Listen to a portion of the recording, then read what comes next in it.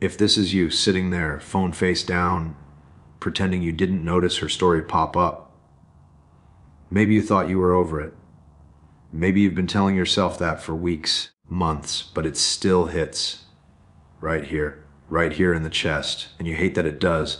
She laughs differently now. You remember that laugh. The one that made the air feel electric when she leaned close. And now it's out there without you. Not for you. Not even a hint. And you wonder, does she even think about what she lost? Does she notice that your eyes wander the same way they did back then? That your hand still twitches when your phone buzzes? You catch yourself checking again, not because you want her back. Not exactly. But because you need to know? To see if she's changed. To see if she's noticing you noticing her. And it's maddening. Maybe this hits closer than you expected. Maybe it's the quiet sting in the morning. Coffee in hand, the sun peeking through the blinds, and her name crosses your mind. You grit your teeth. Tell yourself you're fine. But deep down it scratches, like a memory that won't stop whispering. You think about the fights, the silences, the way she walked away like it was nothing. And then the moments she didn't walk away, the nights she stayed, and the memory hits you like a punch you didn't see coming because you weren't ready for her to act strange now. Not now, when you finally started moving. And here's the thing, she acts different. Small things. Pauses too long, laughs at jokes that aren't funny, mentions names you've never heard, and you notice, oh, you notice, because you're awake to it, and that hurts in ways that are subtle. Quiet, dangerous if you're not careful. You try to tell yourself it's nothing, that it's her problem, not yours. But the truth, you feel it, the pull, the question that keeps circling like a crow over the yard, why now? Why this reaction when you finally stopped caring? Or at least, when you started pretending that you did. Maybe you've been pretending too well. Maybe she's been watching all along. Or maybe she doesn't even realize why she's acting this way. Maybe it's jealousy. Maybe it's regret. Maybe it's just a shadow of what used to be. But it lands on you, and it lands hard. You bite your lip. Fist clenched, heart racing, because you remember everything. Every small smile, every word left unsaid, every night you stayed up replaying her voice in your head. And now she's acting strange. And you can't shake the thought that maybe she's noticing the one thing you didn't think she would. So tell me, have you ever caught yourself wondering if she's reacting to the you that finally moved on? Or the you she thought she lost forever? Look, most guys get this wrong. They see her acting strange and immediately think they've lost her forever, that she's moved on. Or worse, they think she's testing them. Truth is, none of that matters as much as you think. Here's what really happens. When you start moving on, truly moving, she notices. Not because she planned to. Not because she's scheming. She just feels the shift. You carry yourself differently. The quiet steadiness. The look in your eyes that no longer wavers. She didn't see it before because you weren't showing up like that. But now it's hard to ignore. Remember that one night you stayed at a friend's place, maybe months ago, scrolling your phone but not texting her. You told yourself it was nothing. But she noticed. Small things, your silence, your absence, the way you laughed at something small and stupid with someone else. That's enough for her brain to go sideways. Humans react to subtle cues more than big gestures. That's a masculine truth most guys miss. Presence matters more than words. Always. Here's another one. The 1% of men who really get it, they don't panic, they don't chase, they don't overanalyze. They keep steady, even when it stings. Even when it's quiet in the room and the memory of her voice hits like a ghost. They understand something simple. Your worth isn't tied to her reaction. It's tied to your ability to stay calm while life unfolds around you. And yeah, it's messy. You'll see her smile at a text that isn't from you. You'll catch her pausing, hesitating, acting out of character. That doesn't mean you've lost. It doesn't mean she's suddenly interested again. It means she's noticing what she missed. And sometimes, people don't like noticing what they lost. That discomfort shows up as strange behavior. You've got to remember the small details. The way she used to lean on you when she was tired. The arguments that ended with silence rather than words. The mornings where she made coffee just the way you like it. Those memories live in her even if she doesn't say it. And when you step out of that pattern, when you finally move on, she sees a version of you that she didn't think could exist. A man who isn't waiting for her approval, who isn't dangling on the edges of her decisions. Here's the principle most men ignore: detachment isn't coldness. Detachment is clarity. When you're steady, grounded, unshakable in your own life, you're not pushing her away. You're just showing her who you are when you're no longer dependent on her reactions. And that's unsettling for her because it's real, raw, unpredictable in the best way. So yeah, her acting strange. Don't overthink it. Don't get lost in the imagined meanings. She's just processing, adjusting, seeing you differently. And the better you get at staying grounded, the less it affects you, and the more she realizes she's been chasing a ghost, not you. A version of you that no longer exists because you leveled up without her knowing it. And that's the thing most guys miss: she's not controlling the story anymore. You are. Not through force, not through drama, through calm authority, through showing that your life isn't defined by her attention. And that's when a man really steps into power. So ask yourself quietly, can you stay steady? Can you watch her act strange without breaking your rhythm? Because that's the moment you realize this isn't about her. It's about the man you've become while she was still figuring out what she lost.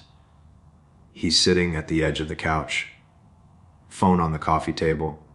She's across the room, laughing at something on her laptop. Not at him. Not really. Just somewhere else. He feels the weight of the silence pressing against his chest. Can't tell if it's the room or his own heartbeat. He remembers the first time they fought in this apartment. The way she slammed the door and the echo bounced off the walls like it was laughing at him. Funny, he thinks now. Not funny at the time, no. Just sharp. That kind of sharp that lodges itself in your ribs and never really leaves. Her hair falls over her shoulder. Light catches it differently than he remembers. Softer. Less hers. He's noticing details he used to ignore. The curve of her smile when she laughs. The way her fingers drum against the laptop keyboard. Like she's nervous. But not nervous about him. Or is she? He wants to say something. Anything, but the words stick in his throat. He swallows instead, tastes the bitter edge of regret. Or maybe it's relief. He's not sure anymore. Can't remember which feeling is supposed to hurt more. The room smells faintly of coffee and her perfume. Familiar, comforting, sharp. He can't place why it hits harder now. Maybe because he's different. Or maybe because she's noticing it too. Her glance flickers in his direction for a heartbeat. Just a flicker. Enough to make him think she's caught him staring. He thinks about the nights he stayed up, staring at the ceiling, replaying her laugh, her anger, her apologies that never quite landed right. He remembers the coffee she made him once. Too strong, too sweet, but perfect because it was hers. And now it feels like the apartment is holding its breath. Waiting. She says something, her voice soft. A question. He catches only part of it. Something about the weekend. He nods. Doesn't answer. The pause stretches long. His chest tightens. His hands twitch. He wants to leave. But part of him wants to stay. Watch. See. Understand. He remembers walking away the first time. The way his shoes scuffed the sidewalk. The cold air cutting across his face. The way he wanted to yell at her, to stop, to tell her not to act so normal. Not when he was gone. Not when he was changing. But he didn't. He turned the corner, just like he's trying to do now. Turn the corner in his own life. And then she does it. Something small. Something strange. A tilt of her head. A pause in her laugh. A lingering look. He feels it hit him in the chest. A quiet punch that he wasn't ready for. Not because he cared exactly, but because she's noticing. And she's noticing him noticing. His stomach twists. Heart beats uneven. He wonders if she's feeling anything at all. Regret, confusion, desire. Or is it just the echo of the man she thought she had and can't quite touch anymore? He swallows again, leans back, lets the silence fold around them, smells the coffee, hears the tap of the keys, feels the tension in the air like static electricity. He wants to speak. He doesn't. Can't. Knows the moment is already slipping through his fingers. And in that tiny, messy moment, he realizes something. It's not about her. Never really was. It's about him. About noticing what he's lost, what he's found. About sitting in the same room with her and still feeling like he owns his own calm, like he's finally untouchable in the only place that mattered inside himself. The phone buzzes. He doesn't pick it up. She looks over again. Their eyes meet for just a second, long enough to feel the weight of all the history, all the small moments, the mistakes, the laughter, the silence. Long enough to know things will never be exactly the same. And that's enough. Or maybe it's not. But for the first time in a long time, he doesn't have to decide. He just breathes, feels, watches, moves, and finally he's moving on. Most guys think this is simple, that if she acts strange, it means she's lost interest or you failed somehow. That's the first quiet trap. But here's the thing, her behavior isn't a mirror for your value. It's a mirror for her confusion. Remember that time you didn't text back for a whole afternoon? You panicked, imagined every scenario. She's done, she's seeing someone else, you blew it. But in reality, she noticed a man who didn't bend at every buzz of her phone.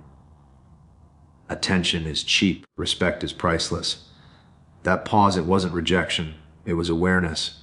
Awareness that you exist beyond her story of you.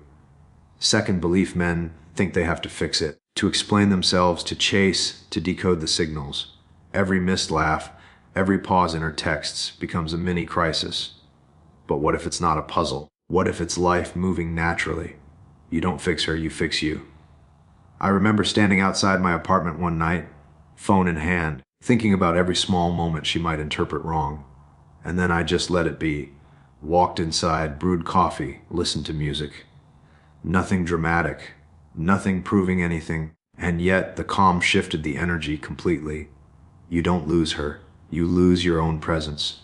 When you show up steady, she either meets you there or she doesn't. Either way, it's her choice, not yours. The third quiet trap is the belief that her reactions define the truth, that her strange behavior means she still cares, or that she doesn't. Humans are messy. People act strangely for reasons that have nothing to do with you. Maybe she sees you differently now. Maybe she's uncomfortable because you've moved on. Maybe she's just herself. One night, she laughed at a text that wasn't meant to impress anyone. I noticed it. My chest tightened. My brain screamed, "She's thinking of me!" But it wasn't about me. It was about her processing the gap between expectation and reality. And I realized she didn't ghost you. You disappeared from yourself. I had been chasing shadows of a man I used to be.